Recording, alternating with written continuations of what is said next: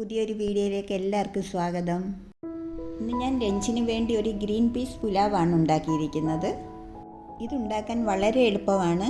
Cooking അറിയാത്തവർക്ക് പോലും ഉണ്ടാക്കാൻ പറ്റിയ ഒരു ഡിഷാണിത്. കറികളൊന്നും ഇല്ലെങ്കിൽ പോലും നമുക്കിത് കഴിക്കാൻ വളരെ രുചിയുള്ള ഒരു ഡിഷാണിത്. അപ്പം ഈ പപ്പടമോ അച്ചാറോ ഇച്ചിരി തൈരോ ഒക്കെ ഉണ്ടെങ്കിൽ അതായിരുന്നാലും നമുക്കിത് കഴിക്കാൻ നല്ല ടേസ്റ്റാണ്. അപ്പോൾ ഇതെങ്ങനെ ഉണ്ടാക്കിയിരിക്കുന്നതെന്ന് നമുക്ക് നോക്കാം. ഇതൊക്കെയാണ് ഈ പുലാവ് ഉണ്ടാക്കാനുള്ള ഇൻഗ്രീഡിയൻസ്. ഒരു 1.25 കപ്പ് അരിയാണ് ഞാൻ ഇതിന് വേണ്ടി എടുത്തേക്കുന്നത്. പിന്നെ ഇതിന് ഞാനൊരു 200 ഗ്രാം ഗ്രീൻ പീസ് എടുത്തിട്ടുണ്ട്, കാഷ്യൂനട്ട് എടുത്തിട്ടുണ്ട്, കുറച്ച് കിസ്മസ് എടുത്തിട്ടുണ്ട്. പിന്നെ ഇതിന് ഞാൻ കുറച്ച് ഇഞ്ചി വെളുത്തുള്ളി ചതച്ച് വെച്ചിട്ടുണ്ട്, ഒരു 3 പച്ചമുളക്, 1 മുറി നാരങ്ങ എടുത്തിട്ടുണ്ട്. പിന്നെ നമുക്ക് ഇതിന് വേണ്ട സ്പൈസസ് ആണിത്.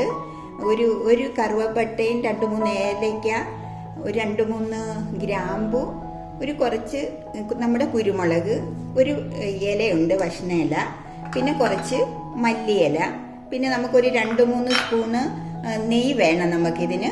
ഇത്രയാണ് നമുക്കിതിന് ആവശ്യമായിട്ടുള്ള സാധനങ്ങൾ. അപ്പം നമുക്കിതെങ്ങനെ ചെയ്യുന്നതെന്ന് നോക്കാം. അപ്പം ഞാനൊരു പാൻ അടുപ്പേ വെച്ചിട്ടുണ്ട്. ഞാൻ ഗ്യാസ് ഓൺ ചെയ്ത് നമുക്ക് ഈ പാൻ ചൂടാക്കിയതിന് ശേഷം ഒരു 2-3 സ്പൂണ് നെയ്യ് ഒഴിച്ചു കൊടുക്കാം. നമ്മൾ ആ നെയ്ക്കകത്താണ് ഇത് ചെയ്യുന്നത്. നമുക്ക് എണ്ണയ്ക്കകത്തും ചെയ്യാം. ഞാനിത് 2-3 സ്പൂണ് നെയ്യിലാണ് ചെയ്യുന്നത്. ഇതിനകത്ത് നെയ്യ് ഒഴിച്ചു കൊടുക്കുവാണ്. ഞാനൊരു 2 സ്പൂണ് നെയ്യാണ് ഇതിനൊഴിക്കുന്നത്. അപ്പം നെയ്യ് ഒന്ന് ചൂടാവട്ടെ. അപ്പം നമ്മുടെ നെയ്യ് ചൂടായിട്ടുണ്ട്. ജീരകം ചേർക്കുവാണ്. അപ്പം ജീരകം ചേർത്തതിന് ശേഷം നമ്മൾ എടുത്തു വെച്ചേക്കുന്ന ഈ സ്പൈസസ് ഇടുവാണ്. അപ്പം ഇത് ഇടുമ്പോൾ നമ്മൾ ഇതിൻ്റെ തീ വളരെ കുറച്ചിട്ട് കൊടുക്കണേ. ചെറിയ ഫ്ലെയിമിൽ വേണം നമ്മൾ തീ ഇടേണ്ടത് ഇതിന്. ഞാൻ ഈ എടുത്തു വെച്ചേക്കുന്ന കാഷ്യൂനട്ട് ഇടുവാണ്.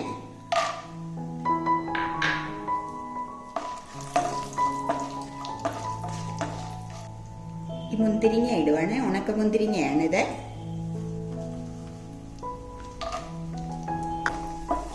നമ്മളിതേ കൂടുതൽ നമ്മുടെ കേരളത്തിൽ ഇതിങ്ങനെ കൂടുതലും ആളുകളൊക്കെ ഇങ്ങനെ ചെയ്യാറില്ല. ഇത് ഈ മഹാരാഷ്ട്ര ഭാഗത്തൊക്കെയാണ് ഇത് കൂടുതലും ഇങ്ങനെ ചെയ്യാറുള്ളത്. അപ്പം ഇത് നമുക്ക് എളുപ്പമാണ് ചെയ്യാൻ. നമുക്ക് ഈ ഗ്രീൻ പീസ് കുറച്ചുണ്ടെന്നുണ്ടെങ്കിൽ നമുക്ക് എളുപ്പം ഇത് ചെയ്യാം. പെട്ടെന്ന് ഒരു 10-15 മിനിറ്റിൽ നമുക്കിത് ചെയ്തെടുക്കാവുന്ന ആണ്. നമ്മൾ ഈ എടുത്തു വെച്ചേക്കുന്ന വെളുത്തുള്ളിയും പച്ചമുളക് ഇതെല്ലാം കൂടെ ഞാൻ ചേർത്ത് കൊടുക്കുവാണ്.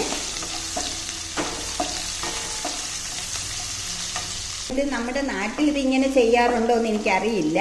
ഇത് കൂടുതൽ നമ്മുടെ ഉത്തരേന്ത്യൻ ഭാഗങ്ങളിലൊക്കെയാണ് ഇങ്ങനെയൊക്കെയുള്ള പുലാവൊക്കെ കൂടുതലും ഉണ്ടാക്കാറുള്ളത്. നമ്മുടെ നാട്ടിലിവിടെ കൂടുതലും നമുക്ക് ഈ ഗ്രീൻ പീസൊക്കെ ഇങ്ങനെ പച്ച ഗ്രീൻ പീസൊക്കെ കിട്ടാൻ പാടാണ്. അപ്പം ഞാൻ ഇതിനകത്ത് ഇട്ട് കൊടുക്കുവാണ് ഈ ഗ്രീൻ പീസ്.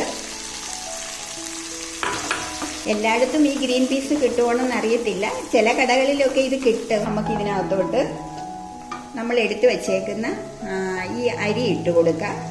ഇത് ബസുമതി അരിയാണ്. അപ്പം നമുക്കിത് വേകാൻ അധികം സമയമൊന്നും വേണ്ട. ഒരു 10-15 മിനിറ്റ് മതി. നമ്മളിത് കുക്കറിനകത്തൊന്നും അല്ല വേവിക്കുന്നത്. നമ്മൾ ഈ പാനിൽ തന്നെ കിടന്ന് ഒരു 2 മിനിറ്റ് നേരം നമുക്ക് ഇതിനകത്ത് ഇത് ഇട്ടൊന്ന് വഴറ്റി കൊടുക്കാം.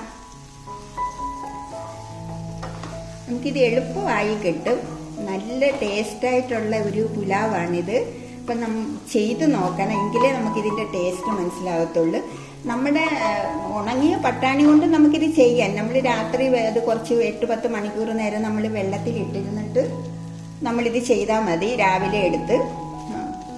അപ്പം ഞാൻ ഈ ബസുമതി അരി ഒരു അരമണിക്കൂർ നേരം വെള്ളത്തിലിട്ട് കുതിർത്തിട്ടാണ് ഇതെടുത്തത്. അത് നമ്മൾ അരിയൊക്കെ ഇട്ട് ഈ നെയ്ക്കകത്ത് കിടന്ന് ഇതെല്ലാം ഒന്ന് ചെറുതായിട്ടൊന്ന് ഫ്രൈ ചെയ്ത് ഞാൻ എടുത്തിട്ടുണ്ട്. അരിയും മസാലയും പട്ടാണിയും എല്ലാം.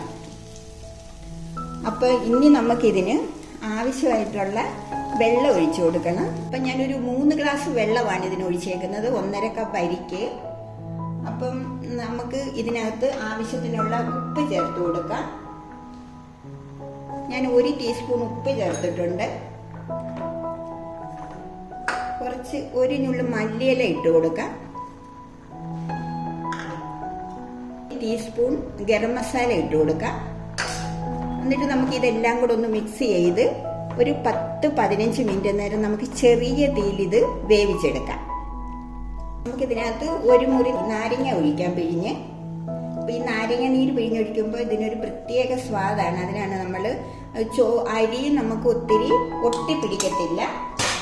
അപ്പോൾ നമുക്ക് ഇതെല്ലാം കൂടെ ഒന്ന് മിക്സ് ചെയ്തിട്ട്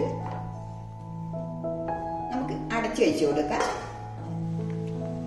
അപ്പം എന്താ നോക്കിക്കാൻ, നമ്മുടെ പുലാവ് റെഡി ആയിട്ടുണ്ട്. എന്താ നോക്കിക്കാൻ, ഇതുണ്ടാക്കുന്നതിന് കൂടുതൽ വെജിറ്റബിൾസിൻ്റെ ഒന്നും ആവശ്യമില്ല. നമുക്ക് ഈ ഗ്രീൻ പീസ് മാത്രം മതി. നിങ്ങൾ ചെയ്ത് നോക്കണം ഇത്. അപ്പം ഇത് കഴിക്കുന്നതിന് വേറെ കറിയുടെ ഒന്നും ആവശ്യമില്ല. അച്ചാറോ പപ്പടമോ ഇച്ചിരി തൈരോ എന്തെങ്കിലും ഉണ്ടെങ്കിൽ നമുക്കത് മാത്രം മതി ഇത് കഴിക്കുന്നതിന്. അല്ലെങ്കിൽ ഇതിൻ്റെ കൂട്ടത്തിൽ ചിക്കൻ കറിയോ ബീഫ് കറിയോ അങ്ങനെയൊക്കെ ഉണ്ടെങ്കിൽ അതും ഇതിന് നല്ലൊരു കോമ്പിനേഷനാണ്. പക്ഷെ ഇതൊന്നും ഇല്ലെങ്കിൽ നമുക്ക് ഇച്ചിരി അച്ചാറോ തൈരോ ഉണ്ടെങ്കിൽ മാത്രം മതി ഇത് ഈ ചോറ് കഴിക്കാൻ. അത്ര നല്ല ടേസ്റ്റാണിത്. അപ്പം നിങ്ങൾ വീട്ടിൽ ഇത് ചെയ്ത് നോക്കണം. എൻ്റെ വീഡിയോ ഇഷ്ടപ്പെടുവാണെങ്കിൽ എൻ്റെ ചാനലിന് സബ്സ്ക്രൈബ് ചെയ്യാനും ലൈക്ക് ചെയ്യാനും കമൻറ്റ് ചെയ്യാനും മറക്കരുത്. നമുക്ക് നാളെ മറ്റൊരു വീഡിയോ ആയിട്ട് കാണാം. ബൈ.